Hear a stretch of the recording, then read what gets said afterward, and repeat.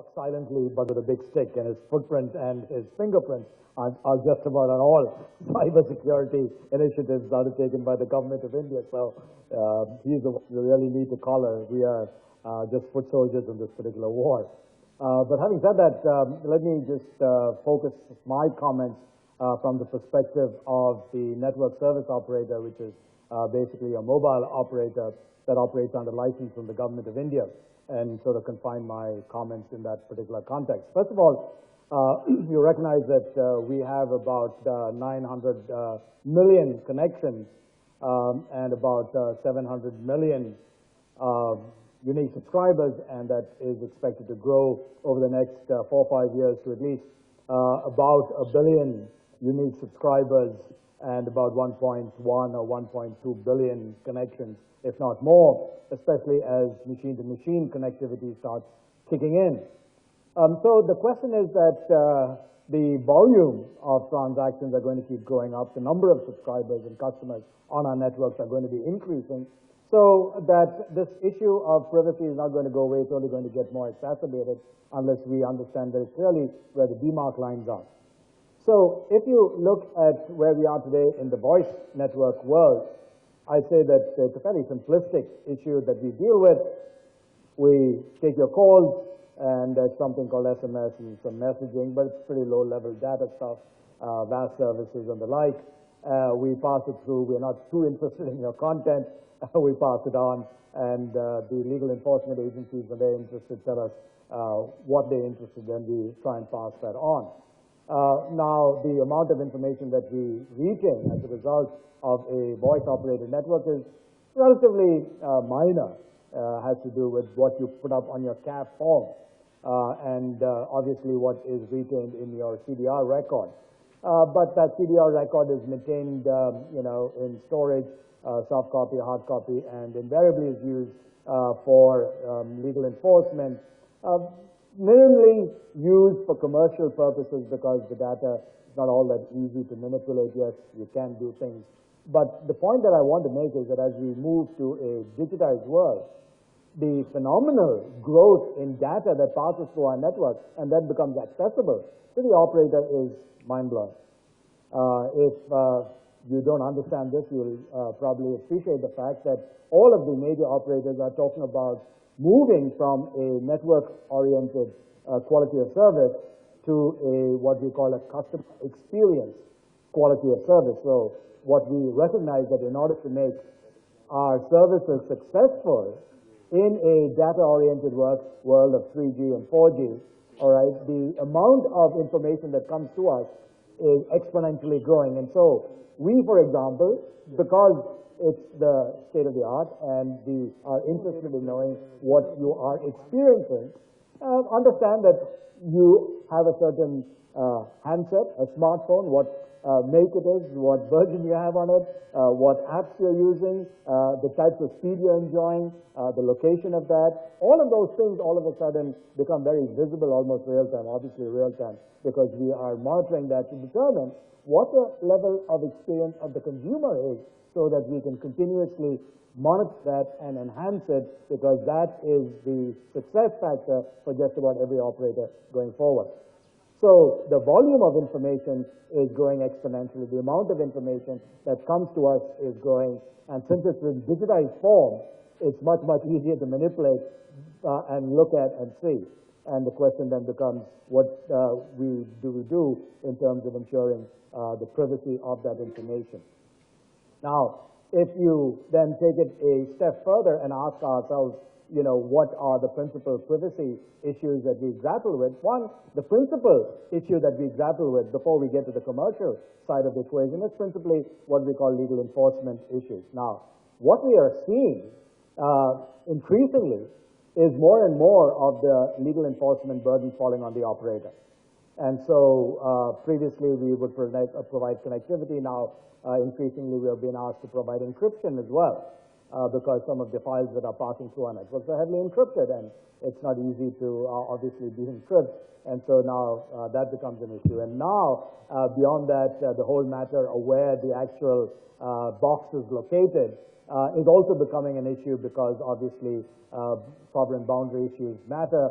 And if you look at the most recent amendment to our license conditions, it entails that we are responsible end-to-end for all of the security on our networks. And so therefore, not only we have that broad parameterization of being responsible, but therefore by default being responsible for information, if you will, and protecting that. Now, the issue that comes up is that in India, the issue and the definition of what constitutes defined privacy information is still in flux.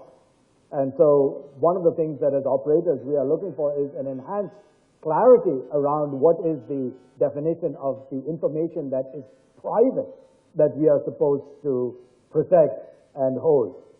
So that is, again, something that is moving forward, and we have to work with the government of India and the Act formulation to be able to understand what that means.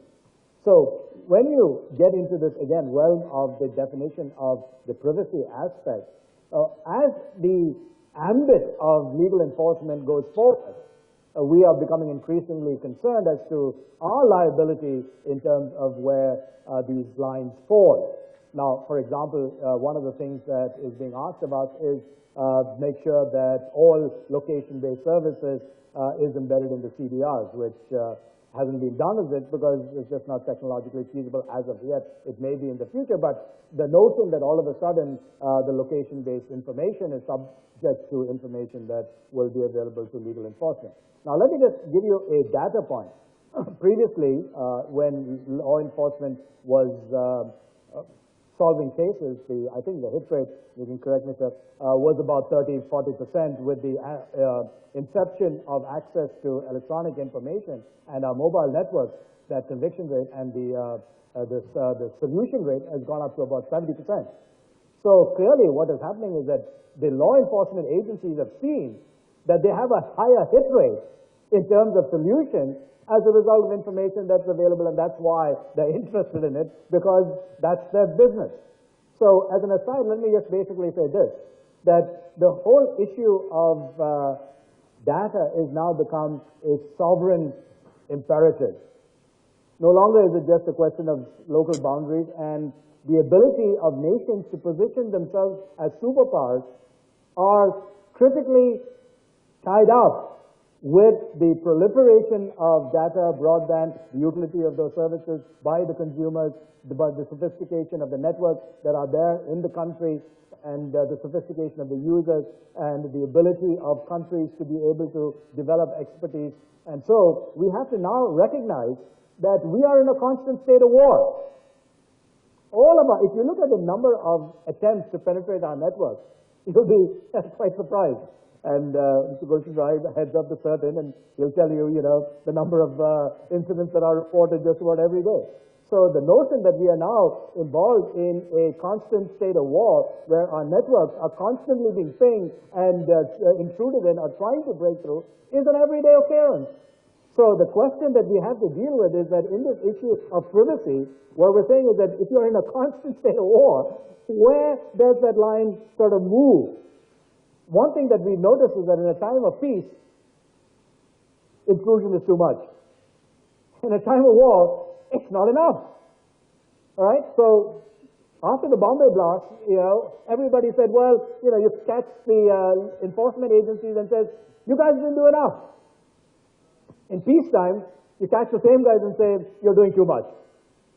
So the question of preventive types of intrusion, if you will, has to be addressed. And from an operator perspective, what we're saying is that for us to succeed, the confidence of our consumers is of paramount importance. If our consumers and the ones who use our network, be it individuals or corporates, lose the confidence in our ability to both protect, use, and to ensure that it is not compromised is lost, then what is going to happen is that you have increasing ability of both the enterprise side and individuals to start using more sophisticated means of hiding their information, either through encryption or through utilization of various network configurations, as you see. So this is something that we have to be extremely careful about in terms of when do we lose the confidence of our consumer, be it enterprise-wide or private, to ensure that we have adequate safeguards over the information that we have. Now, again, one of the things that we are concerned about in our network operating world is that today, much of the information that we collect at the point of entry into the system is what we call the customer acquisition form. It's a hard copy, all right? There are several warehouses of this stuff sitting around, all right? Obviously, the IT Act says that we have to begin to start making this electronic. Now, but think of what happens. This form is given to the term cells, which is a subset of the DOT. Every month, all right, they get a dump of all this information, and they go through it, and they do what they want with it to test whatever they do in terms of whether we comply with the CAF form. The legal enforcement folks go. We get calls from the local police station says, look, you know, we're very concerned about the number of SIM cards that are out there. We want you to give every, SIM card that's been activated in the last 30 days. Please dump it in our local police station. We had to fight that war in terms of saying, listen, you know, that's clearly in violation of what is required under our license condition. All right, so again, this is an issue where this expanding role in this area becomes difficult only because of the media that's used in terms of storing this information. Now, let me give you another well-intentioned act or move, but which creates problems for us. All right. For example, today, if you are concerned about pesky calls, right, the unwanted commercial calls, the TRAI said, look, you do this, and this, and you'll be okay. Now, to the point where lots of those moves have failed, and now the TRA is asking us to, in a sense, do signature verification, deep packet inspection. We never did that before. All right, in order to be able to ensure that a SMS or a message that's coming through is not in the unwanted category, I have to begin to start looking at some form of packet inspection. Now, the question is, what do I do after I've done this? How do I read it? So again, this question becomes, okay, as a result, what is the volume of information that is retained, that is kept, blah, blah. So again, an instance where, as a result of even of a simple regulatory move, that we have to do to interact with information that makes us a recipient of expanded information that we are now responsible for. So, to conclude, I'd say that there are a couple of things that we have to kind of look at. One is, we have to solve the problem of identity in India. All right? The simple fact of identity has to be solved. Now, there was a cartoon that was in one of the newspapers, two dogs chatting with one another, one dog telling the other, don't worry, on the internet, nobody will know you're a dog. Right? So, the issue is that, okay, how do we, obviously you can mask your identity and all of these types of things, but in identity of its critical importance, especially for law enforcement, in terms of being able to carry that forward, you have to ask ourselves, what is the basis on which we, one, truly identify and retain and keep this? That's one. The second thing is one of what I call documentation. You won't believe the amount of penalties we suffer as a result of fake documentation that's given to us. All right? Passports look like the real thing to us. Birth certificates look like the real thing to us.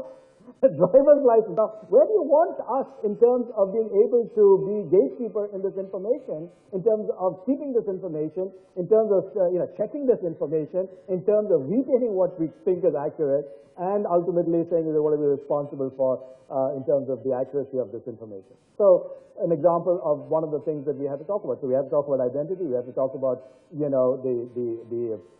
mechanics of the paperwork, if you will.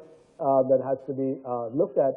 And finally, what we have to look at is a mechanism that says that if the executive asks for information, should the executive be the role, if you will, for also authorizing the wiretap? So please remember, in India, all right, the Supreme Court and the courts have said that if a law enforcement agency gets information illegally, right, legally defined however you want, the evidence gathered by that information or through that process is admissible as evidence. Not so in the US or other places, right? So the question is, yes, if we inherently or inappropriately or whatever, through some flaw in the process, give information to a law enforcement agency, the fact that ultimately that may be looked at as inappropriately gathered or obtained or perhaps even illegally so, does not preclude that from being introduced as evidence in Indian law court.